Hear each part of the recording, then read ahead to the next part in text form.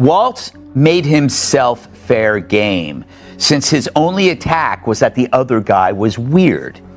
Because everyone is weird, the more you get to know them. It's why marriage is a commitment. Over time, both spouses realize we're all bat crazy. But there's weird and there's dangerously insane. And that's thinking children can decide to have themselves castrated. And that's Tim Walz. Kamala Harris has created her own scented candle. And just like her, it gets lit every night. She's a drunk. So, you see, when people talk about a political roast, they usually mean that a politician's career has produced enough absurd moments to grab a comedian's attention.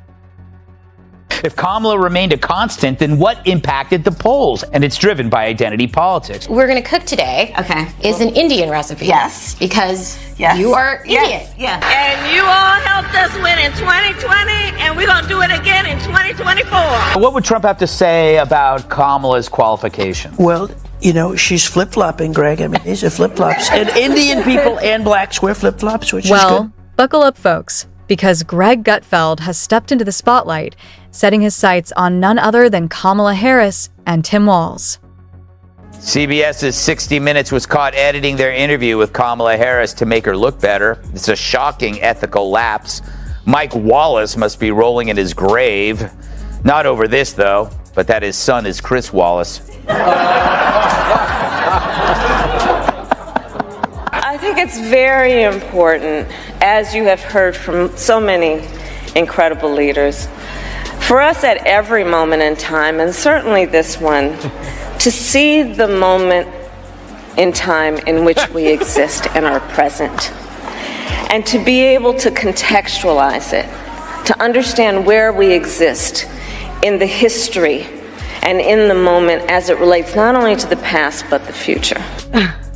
You know, that's some bad weed. Generally, when people get high, they actually have some interesting thoughts. Not her. That's right. And he didn't merely skim over their flaws. He plunged straight into the chaos, wielding humor like a surgeon making an impeccably precise incision. With Walz, it's hard to even bring him up. He has a resting snitch face. You know? I mean, he forfeited his man card during COVID and the riots. And you're right. And also, at that diner, of course, he left early. So don't you find it weird that for a terrifying threat to democracy that Trump is, not a single interviewer in his history has approached him with trepidation? Kamala Harris, famous for her distinctive laughs and often perplexing speeches, became the focus of Gutfeld's comedic fire. He dissected her speaking style. Well, could it even be called that? Painting vivid images of speeches that meander and end up sounding like a last-minute jumble of words. Then there's Governor Tim Walz, whom Gutfeld portrayed as leading Minnesota with the decisiveness of a cat confronted by a sudden rain shower. I want to see this in slow motion. You'll see Walz extends his hand to his wife. She grabs it. They shake. He pulls her close and then goes in for that non-friction hug, all the while still shaking her hand. I wish there was a word to describe that. Oh, yeah, weird. His record was thrown into the spotlight, showcasing political blunders that feel more like a circus act than public service. It wasn't just about pointing out mistakes. It was about highlighting the sharp irony of their public personas. Believe me, you don't want to miss Gutfeld's one-of-a-kind take on these two. And hey, if you're enjoying it as much as the audience, subscribing helps you catch every gem. Not only does it keep us going, but it brightens my day every single time. So, be sure to hit that button and never miss an episode. All right, let's get to the core of Greg Gutfeld's epic roast, where no punches are spared and no flaw goes unnoticed. You see, Kamala Harris and Tim Walz's political personas are practically open invitations for a comedic takedown. So Gutfeld stepped right through the door and laid everything out in the living room of absurdity. So Kamala Harris is the Democrat candidate for president of the United States. I'll give you a second to come to. The border czar who couldn't find our southern border on a map of Texas now wants to be America's commander-in-chief. Kamala couldn't lead a campfire sing-along, let alone the country's armed forces. But does that matter? Not to the media. Now, they would like this framed as a team sport battle, left versus right, Democrat versus Republican. But in reality, it's the media narrative machine versus reality. Kamala Harris first. Her speeches have an uncanny knack for leaving listeners more confused than informed. Exactly, Gutfeld depicts her public speaking as a never-ending cycle of word salads. Former VP who made her first major speech last night since Trump took office, and it was another classic ball of verbal vomit. Here she is referencing a viral video of elephants. Watch. Who saw that video from a couple of weeks ago? The one of the elephants at the San Diego Zoo during the earthquake? She speaks as if she's reading the label off a cereal box, which, frankly, might be more enlightening. And truly, the way she strings her words together has a hesitant, zigzagging rhythm, like a grandmother trying to finish a crossword puzzle without her glasses. It's quite the spectacle.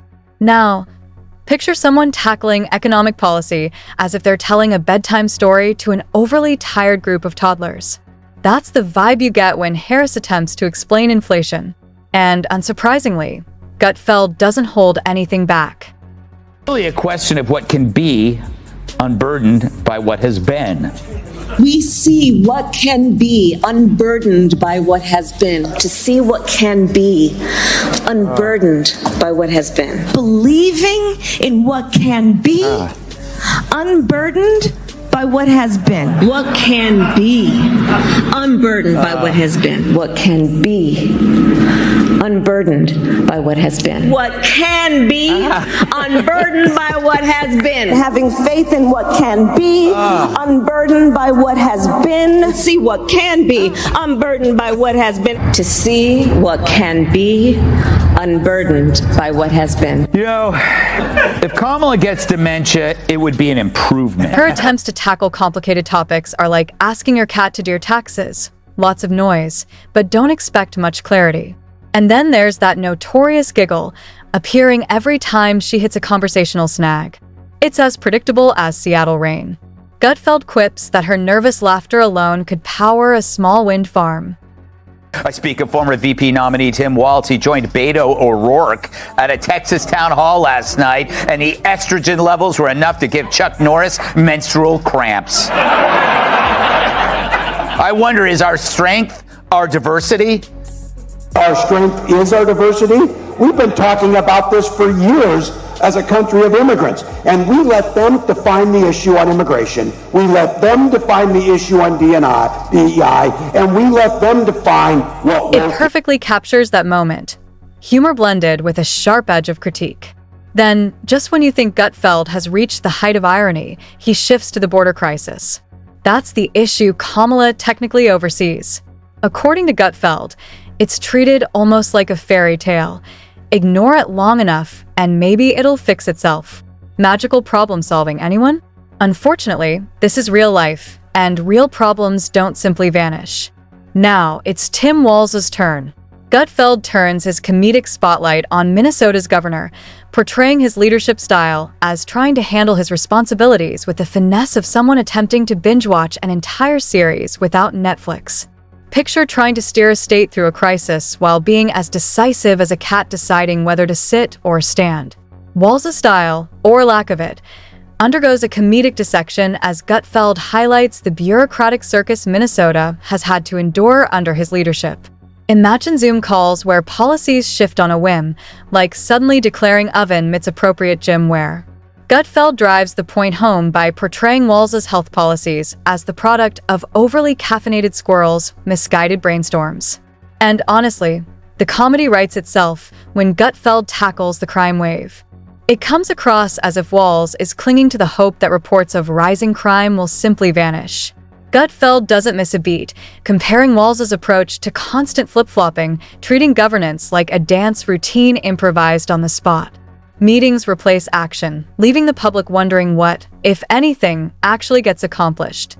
His education policies aren't spared either, as test scores slip while funding appears directed toward projects that seem randomly chosen. Next, Gutfeld masterfully links Kamala's and Walz's political quirks, her incoherence paired with his indecision, creating a simultaneous spectacle of buffoonery on the national stage. As Gutfeld puts it, together they're like a Wi-Fi signal stuck perpetually on buffering. You catch glimpses now and then, but there's no real substance or resolution. He doesn't ease up, turning back to Harris's time as California's Attorney General. Her reforms, in his view, seem designed more for headlines than genuine justice. He depicts her political memory as selective, updating itself depending on the audience, almost like someone reinstalling their phone's operating system every time they enter a new room. And then there's her laugh. That ill-timed giggle makes its predictable appearance, which Gutfeld dryly notes is as consistent as her being caught unprepared. It's like a laugh track that doesn't quite match the scene playing out. Walz, of course, isn't spared. Gutfeld jabs at his habit of creating task forces for every imaginable issue, likening it to a to-do list that keeps growing but never gets tackled. Gutfeld compares Walz's way of handling problems to piling up laundry. Just keep adding more until someone else eventually deals with it. And that's the roast. Now, over to you. What's your take? Do you agree with Gutfeld's critique?